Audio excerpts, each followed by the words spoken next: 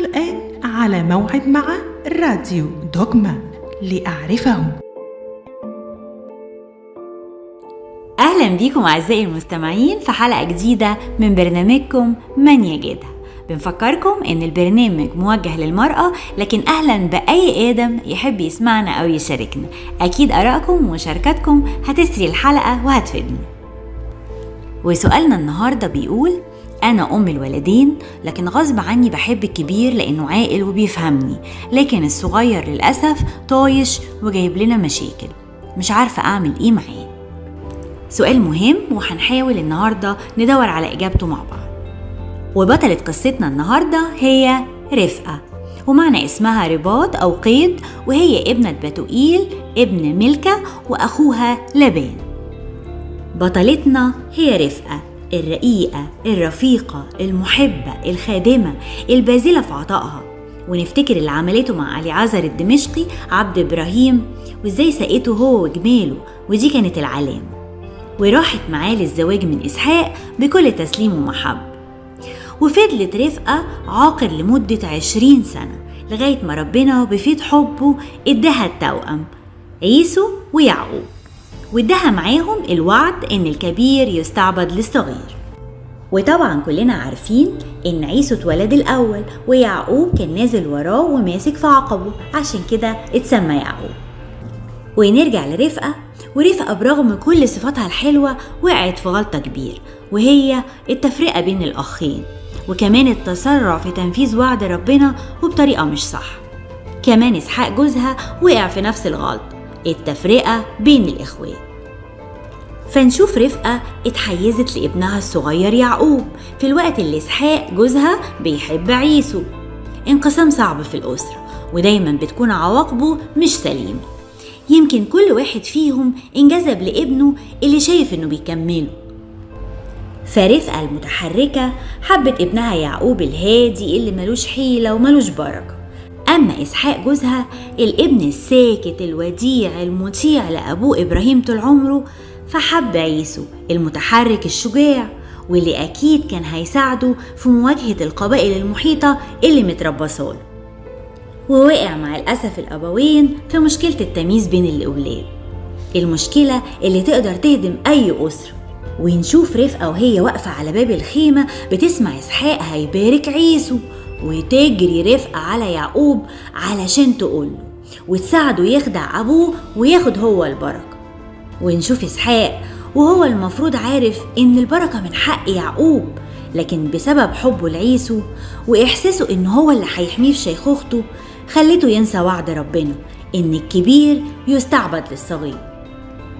وتساعد رفقة ابنها يعقوب اللي ما كانش مشعر زي أخوه، وتجيب له فرو ماعز وتدخله على أبوه إسحاق اللي بيفتكر إنه عيسو بالرغم من اختلاف الصوت. لكن ساعتها إسحاق كان راجل كبير ومش شايف كويس، ولما جاله ابنه لقاه مشعر فتأكد إنه عيسو، وفعلا اداله البركة. وبكده أخد يعقوب من عيسو البكورية بأكلة عدس زمان والبركة بالخداع. وتوترت جدا العلاقات بين الأخين الشققة التوأم، أصبحوا أعداء. وقرر عيسو قتل يعقوب بسبب تربية غلط بتفضل أخ على أخوه. والخوف رفقة على يعقوب من عيسو ساعدته إنه يهرب لخاله لبان ويستخبى عنده لغاية ما عيسو يهدى وينسى ويبقى يرجع تاني. وتعيش رفقة من بعد يعقوب العمر كله تعاني. رفقة اللي المفروض كانت تكون سند لجوزها بتعمل خطط عليه هي وابنها. رفقة اللي المفروض كانت تكون بتعامل ولادها زي بعض، فرقت بين الإخوات وتشتتت الأسرة. يمكن تكون رفقة كانت بتفكر في وعد ربنا الكبير يستعبد للصغير وعايزة تنفذه. ويمكن تكون كمان حاسة إن ابنها يعقوب ضعيف وغلبان ومحتاج مساعدة. ويمكن بتكون بتوازن بين الولدين لأن الكبير أبوه بيحبه، فهي حبت الصغير عشان بتعوضه عن حب أبوه. أيا كانت اللي كانت بتفكر فيه رفقة ساعتها، لكن النتيجة النهائية عذاب ومرار للأسرة كلها. الابن الكبير حزين على بكوريته اللي ضاعت، والصغير اتغرب عند خاله لبان اللي خدعه وجوزه ليئة على إنها رحيل زي ما هو خدع أبوه قبل كده. والأب الشيخ الكبير إسحاق اللي مش بيشوف، اللي ضاع ابنه الصغير ومش هيشوفه تاني، والكبير اللي كان سبب مرارة ليه وللأسرة كلها. وياما قاست رفقة من عيسو وعمايله بعد ما اتجوز من يهودات ابن بيري الحسي وبسمة بنت إيلون الحسي ومن بنات الحسيين وثنيين دخلوا الأسرة. يمكن يكون عيسو كان بيدور على حد يحبه حتى لو ما كانش من دينه، بسبب انه ملقاش الحب من امه اللي كانت بتحب اخوه اكتر منه. وتعيش رفقة سنين وايام في مرارة البعاد عن ابنها اللي بتحبه على امل انها تشوفه تاني.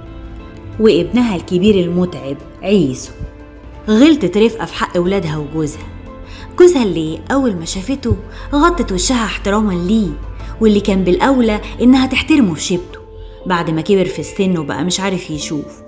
مش تستغل ده بانها تخدعه؟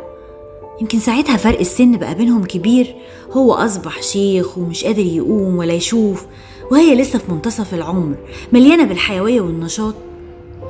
كان المفروض إنها تجاهد إنها تقف جنبه وتساعده وتحبه وتربي ولاده على المحبة دي وتشبع بيتها بالمحبة، المحبة بين الأب والأم، المحبة بين الإخوات، المحبة لكل الأولاد زي بعض من غير تمييز.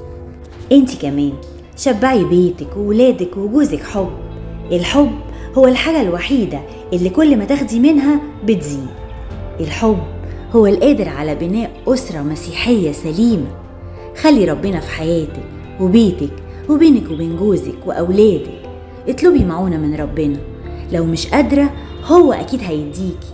خلي بيتك بيت مقدس ربنا هو فيه الرأس. اربطي ولادك بالكنيسة، علميهم يحبوا بعض، وريهم حبك لأبوهم، ما تفرقيش أبدا بينهم. شبعيهم حب عشان ما يدوروش على حب في مكان غلط.